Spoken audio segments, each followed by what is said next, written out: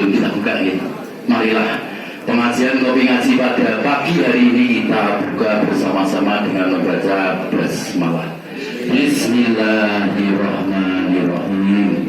Untuk selanjutnya waktu dan tempat kami haturkan kepada beliau Ustaz Ridwan Hamidri LC MPI M6 secukupnya. Dan nanti di akhir ada tanya jawab kurang lebih 15 menit. Monggo.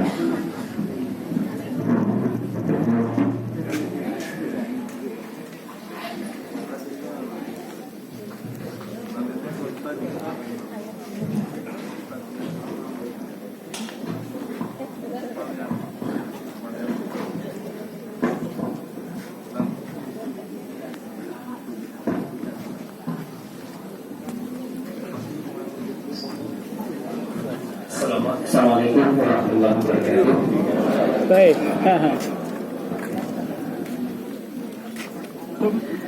Alhamdulillahil karimir rahman, 'allamal Qur'an, khalaqal insan, 'allamahul bayan. Asyhadu an la ilaha illallah wahdahu la syarika lah, wa asyhadu anna Muhammadan 'abduhu wa rasuluhu alladzi kana khuluquhul Qur'an. Amma ba'd. Bapak Ibu sekalian yang saya hormati, alhamdulillah pada kesempatan pagi ini masih di bulan Rabiul Awal tahun 1447 Hijriah, kita bersyukur kepada Allah SWT dipertemukan di tempat ini untuk sama-sama belajar. Dan tempat itu menjadi mulia ketika fungsinya digunakan untuk kemuliaan, sebagaimana tempat itu menjadi hina ketika digunakan untuk sesuatu yang hina. Ya, karena tanah itu sama, ya, semennya juga mungkin sama, kodlongnya sama, tapi kalau digunakan untuk ketaatan menjadi mulia. Seperti halnya kalau kita berada di tempat-tempat mulia seperti Mekah, di Madinah, yang bikin mulia bukan karena keramiknya, bukan karena catnya, bukan karena dinding, tiang dan menaranya, tetapi karena memang tempat itu Allah muliakan. Dan tempat yang paling mulia di muka bumi ini tentu tempat-tempat yang sudah disyariatkan untuk jaga ketaatan. Bapak Ibu sekalian yang kami hormati, pada kesempatan pagi ini kita akan coba sama-sama belajar salah satu bahasa dari kehidupan Rasul Sallallahu Alaihi Wasallam. Bahkan menurut sebagian ulama, di antaranya misalnya Syekh Hasan Bukhari, salah seorang pemateri di Masjidil Haram, termasuk yang paling banyak porsinya ketika kita belajar sosok Nabi Muhammad Sallallahu Alaihi Wasallam. Bahasan itu dinamakan dengan Syama'il Muhammadiyah. Dan kita akan jelaskan. Tapi sebelum itu kita akan memberikan gambaran terlebih dahulu pembahasan sirah nabawiyah. Kehidupan Nabi Muhammad Sallallahu Alaihi Wasallam itu punya beberapa cabang, dan masing-masing cabang ada istilahnya. Kalau sirah nabawiyah itu temanya mencakup semua, dari mulai sejak Nabi Muhammad Sallallahu Alaihi Wasallam lahir sampai beliau wafat, dan semua yang ada di antara perjalanan kehidupan itu namanya sirah nabawiyah. Maka kalau kita bicara tentang sholatnya Nabi Sallallahu Alaihi Wasallam bisa masuk dalam sirah nabawiyah. Beliau berpakaian dengan pakaian tertentu, itu juga masuk dalam sirah nabawiyah. Beliau makan, minum, lalu apa yang beliau sukai dari makanan dan minuman, itu masuk dalam sirah nabawiyah. Pokoknya semua termasuk peperangan dan detail-detail perjalanan kehidupan beliau. Yang kedua, kalau itu namanya sirah nabawiyah itu untuk semuanya. Yang kedua ada yang namanya maghazi. Maghazi itu tulisannya dalam bahasa Arab alif lam mim ghain alif za dan ya. Kalau dengan huruf Latin M A G H A Z I, maghazi. Nah, maghazi pembahasannya tentang peperangan Rasul Sallallahu Alaihi Wasallam. Seperti kita ketahui di periode Madinah, beliau dihadapkan pada situasi harus berperang. Ada perang yang beliau hadiri langsung dan ada perang yang beliau cukup putus sahabat. Dari mulai perang yang jumlah pasukannya kecil atau sedikit sampai perang yang jumlah pasukannya sangat banyak, itu dinamakan dengan Maghazi. Istilah ini sudah ada sejak lebih dari 14 abad silam. Bahkan Ali Zainal Abidin yang dijuluki Zainal Abidin, Ali bin Husain bin Ali bin Abi Thalib, beliau mengatakan kunna nu'allamu maghazi Rasulullah sallallahu alaihi wasallam kama nu'allamu surata minal Qur'an. Kami dulu, dan ini bagian dari tradisi yang diajarkan, kami dulu biasa diajari tentang perang yang terjadi di masa Rasul sallallahu alaihi wasallam sebagaimana kami diajari Al-Quran.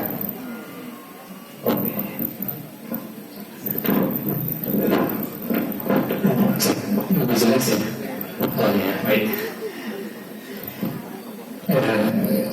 Kata Ali bin Husain bin Ali bin Abi Thalib yang dijuluki Zainal Abidin, beliau mengatakan bahwa kunna nu'allamu maghazi Rasulullah sallallahu alaihi wasallam wa sarayahu kama nu'allamu surata minal Qur'an. Kami dulu biasa diajari dan dikenalkan maghazi saraya, perang yang dipimpin langsung oleh Rasul sallallahu alaihi wasallam, dan perang yang beliau cukup mengutus pasukan, beliau tidak berangkat. Kami diajari peperangan itu sebagaimana kami juga diajari surat-surat dalam Al-Quran. Kalau Quran dibacakan, diajarkan, perang juga dikenalkan dan diajarkan dengan cara dan model yang sama. Ini namanya maghazi. Dari ungkapan itu juga sekaligus menunjukkan pada kita bahwa mengajarkan sirah nabawiyah itu merupakan bagian dari ajaran agama kita. Karena tradisi ini diteruskan, dan kebiasaan berkisah inilah yang sebetulnya perlu kita teruskan sampai sekarang. Kalau Bapak Ibu sekalian, kalau punya putra putri, salah satu yang perlu kita biasakan adalah kita berkisah. Dan yang kita bisa kisahkan tentu banyak. Salah satunya sirah nabawiyah ini. Dan kita di Indonesia, umat Islam di Indonesia ini alhamdulillah punya agak pahlawan yang kita bisa ceritakan.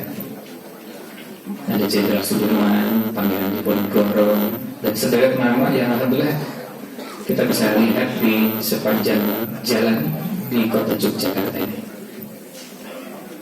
Kalau jalan-jalan dengan putra putrinya kan bisa sambil jalan lalu cerita Katamso itu siapa sih? Ayani itu siapa? Dan sederet nama yang kita sering lewati, ada tokoh-tokoh yang patut dikenali oleh anak-anak kita. Sebab sekarang ini kita dapati sebagian anak sudah tidak kenal dengan Jenderal Ahmad Yani. Tahu namanya, tapi tidak kenal siapa beliau. Jenderal Ahmad Yani itu siapa? Demikian pula tokoh-tokoh yang lain. Apalagi kalau kita yang tinggalnya dekat Gua Selarong, tapi tidak kenal dengan Pangeran Diponegoro, itu kan kebangetannya. Ya, masa nggak kenal dengan Pangeran Diponegoro? Padahal erat hubungannya dengan Gua Selarong. Tentu beberapa tempat yang lain juga ya. Oh gitu ya. Kenalnya dia, kenalnya di selatan ya. Nah ini beberapa peristiwa yang perlu dikenalkan. Dulu para sahabat biasa mengajarkan itu kepada putra-putrinya, diteruskan pada generasi tabi'in, diteruskan pada generasi berikutnya. Jadi mereka sudah biasa berkisah. Kalau di zaman sekarang, salah satu negara yang punya tradisi seperti itu, tradisi mengajarkan pada putra-putrinya yang dilakukan oleh ibu di rumah saat menggendong bayi adalah negara Mauritania di Afrika. Jadi mereka sambil menggendong itu bukan nyanyi lagu, tapi bisa membacakan Quran Quran, bisa menyebutkan hadis, bisa nadhoman, bisa berkisah tentang kisah apa. Sehingga saya pernah bertemu dengan salah seorang mufti Mauritania. Pada saat itu ada pertemuan ulama se-Asia Pasifik. Kebetulan saya satu meja dengan beberapa mufti dari beberapa negara. Waktu itu mufti dari Mauritania, Korea, kemudian ke Jepang. Saatnya ada Pak Anies Baswedan juga di meja itu. Lalu saya tanya, bagaimana tradisi belajar sirah di sana? Beliau sampaikan bahwa kalau di negara kami nggak ada pelajaran sirah nabawiyah di sekolah. Saya kaget, loh, kok nggak ada? Kan ini penting. Beliau jawab, ya justru karena penting itu, alhamdulillah kami sudah selesaikan itu di rumah. Jadi nggak perlu di sekolah. Jadi ibu itu bisa bercerita macam-macam tentang sirah nabawiyah. Mau cerita tentang perang Badar, perang Uhud, perang Khandaq, perang Tabuk, perang macam-macam diceritakan, dan ceritanya sudah sampai pada anak di rumah, nggak perlu di sekolah. Nah, ibunya pintar.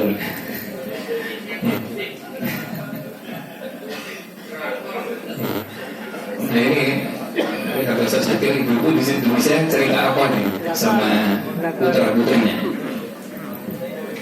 Karena kesempatannya banyak yang bisa dilakukan oleh ibu. Kan bisa sambil makan, terus ngobrol, cerita, mau sambil misalnya anaknya ganti pakaian, habis mandi, kan ibu bisa bunyi terus ya. Nah ini termasuk yang ibu yang bagus kalau cerewet seperti ini, tapi yang diceritakan apa?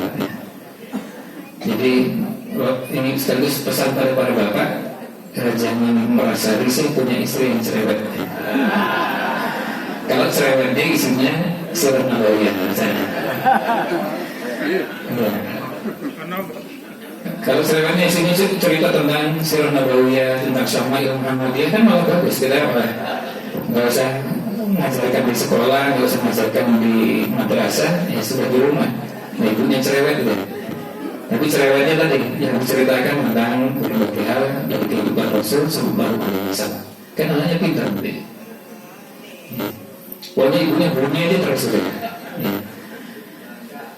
Oh langkah Pak. Ini limited edition ini, edisi terbatas ya. Ya. Ini namanya konversi. Jadi konversi itu isinya peperangan. Dan ini perlu diceritakan karena kalau kita bercerita tentang peperangan di zaman Nabi Sallallahu Alaihi Wasallam, kita dapatkan banyak. Semakin, nah ini poin berikutnya, semakin detail, itu akan semakin banyak kita dapatkan uswatun hasanah. Yang jadi masalah ini kan sebagian kita tidak mengenal Nabi Muhammad Sallallahu Alaihi Wasallam, sehingga kalau kita mau meneladani, kita punya keterbatasan karena tidak detail. Tapi kalau detail kan banyak yang bisa dicontoh. Sehingga kalau kita cerita perang di zaman Rasul Sallallahu Alaihi Wasallam, justru kita banyak belajar macam-macam. Di perang kita belajar juga sholat berjamaah dan khusuf. Ada sholat namanya sholat khauf. Itu untuk bahasa sholat aja dan macam-macam. Bukankah Nabi SAW juga pernah terlambat bangun? Ya, terlambat bangun dan nggak tahu terlambat bangunnya bukan seperti ini. Ada cahaya matahari yang sudah mulai naik. Cahaya matahari sudah naik sampai menerpa tubuh, dan sebagian sahabat mengatakan sampai panas terik matahari mengenai tubuh kami. Dan berarti mataharinya bukan baru terbit, tapi sudah naik. Dan itu jadi pelajaran bagi kita. Karena ini pasukan capek semua, yang ditugasi untuk berjaga ketiduran, terus kemudian bangunnya terlambat. Akhirnya apa yang didapatkan ketika terbangun dalam kondisi seperti itu, Nabi SAW meminta para sahabat untuk supaya wudhu, kemudian sholat sunnah qobliyah subuh, setelah itu sholat subuh. Itu pelajaran banget bagi kita. Jadi kita jadi tahu, oh ternyata kalau kita bangunnya terlambat, tetap qobliyah subuhnya dikerjakan. Padahal sudah jelas itu keluar dari waktu subuh. Itu sudah jelas subuhnya udah lewat matahari sudah terbit, dan terbitnya bukan cuma baru terbit seperti ini, seperti yang kita saksikan sekarang, tapi sudah naik dan panas terik matahari itu mengenai tubuh Nabi SAW dan para sahabat. Nah ini yang menunjukkan pada kita bagaimana di belajar perang itu kita dapatkan banyak pengetahuan. Dan sekarang ini kadang-kadang kita ditakut-takuti belajar peperangan di zaman Nabi SAW atau jihad, ditakut-takuti, tetapi di waktu yang sama dipersilahkan perang-perangan dengan perangkat handphonenya, main game itu. Kan kebanyakan game yang dipakai anak-anak kan perang buktinya, macam-macam gamenya. Saya nggak apa nama-namanya, tapi coba perhatikan yang digunakan oleh anak, itu kan perang, bahkan bisa brutal. Karena ketika lihat caranya main game, senjata yang digunakan macam-macam, pokoknya menghabisi musuh. Ada pedang yang pakai pedang, ada pistol pakai pistol, ada bom yang pakai bom. Pokoknya gimana caranya menghancurkan musuh. Nah, makanya suatu dampaknya kalau anak-anak sering main game perang ya bisa jadi brutal. Nah, lebih baik kita ajarkan peperangan dari sirah nabawiyah, karena sekaligus kita jadi belajar banyak hal, termasuk belajar adab. Bagaimana Nabi SAW jadi panglima perang, tapi beliau seorang yang ahli strategi, mengatur pasukan, mengatur sahabat, siapa yang berada di depan, di belakang, siapa sahabat yang jago memanah, diposisikan di bukit Parumanah di Uhud. Dan kalau kita berperang, kita bisa belajar Nabi SAW mengatur strategi itu kadang memanfaatkan fasilitas yang ada, termasuk alam.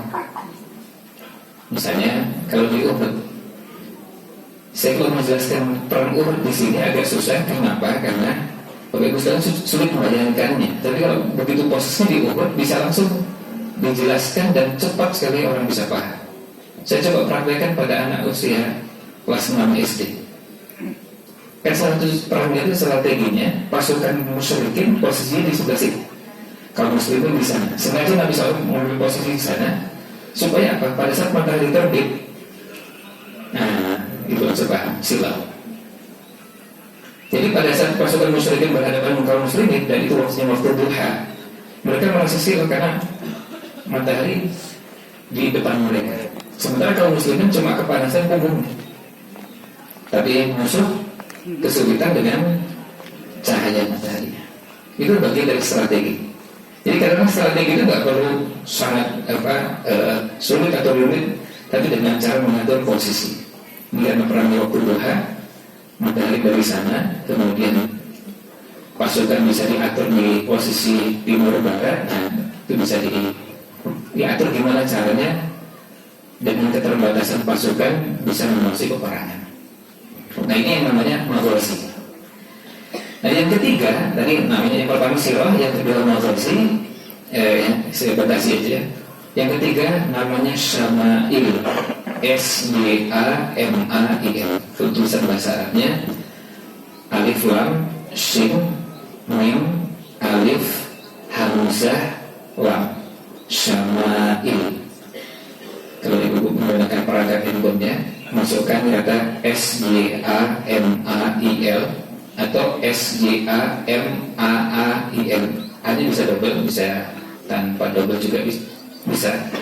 Syama'il atau dituliskan Syama'il Muhammadiyah, maka akan muncul pembahasannya dua, membahas fisik dan akhlak Nabi Muhammad Sallallahu Alaihi Wasallam. Syamilah itu artinya bisa maknanya tabiat, bisa karakter, bisa sifat, perilaku, bisa juga yang berhubungan dengan fisik. Tapi intinya syama itu pembahasannya dua, fisik dan akhlak. Dan beberapa buku seperti misalnya Syama'il Muhammadiyah karya Imam Tirmidzi, seorang ulama yang hidup di abad ketiga, beliau wafat tahun 279 Hijriah. Beliau menulis buku Syama'il Muhammadiyah dan beliau urutkan bab pertamanya membahas fisik, nanti di belakang-belakang baru bahas akhlak. Kenapa kok yang ditampilkan fisik? yang pertama kali, karena itu yang memang terlihat dari sosok Nabi Muhammad SAW yang perlu kita ketahui. Nah, ini akan kita coba bahas pada kesempatan kali ini agak lebih dalam. Sebenarnya agak lebih dalam karena memang kelas tidak mungkin kita membahas semua detail-detailnya dalam waktu dan tempo yang sesingkat-singkatnya. Ini apalagi tadi nanti ada tanya jawab 20 menit atau 15 menit. Jadi kita tidak mungkin membahas semuanya. Sekedar gambaran bahwa Syama'il Muhammadiyah Kalimat Tirmidzi ini sudah diterjemahkan dalam bahasa Indonesia. Sehingga kalau tadi Bapak Ibu sekarang masukkan di mesin pencari dengan kata SYAMAIL saja, nggak usah diteruskan, sudah cukup. Jadi Syama'il atau menuliskan Syama'il Muhammadiyah, maka akan muncul selain ada video di YouTube, di Facebook atau di web, juga nanti ada yang jualan buku. Saya pernah ditemui oleh penerbitnya, satu penerbit Syama'il Muhammadiyah dari Solo.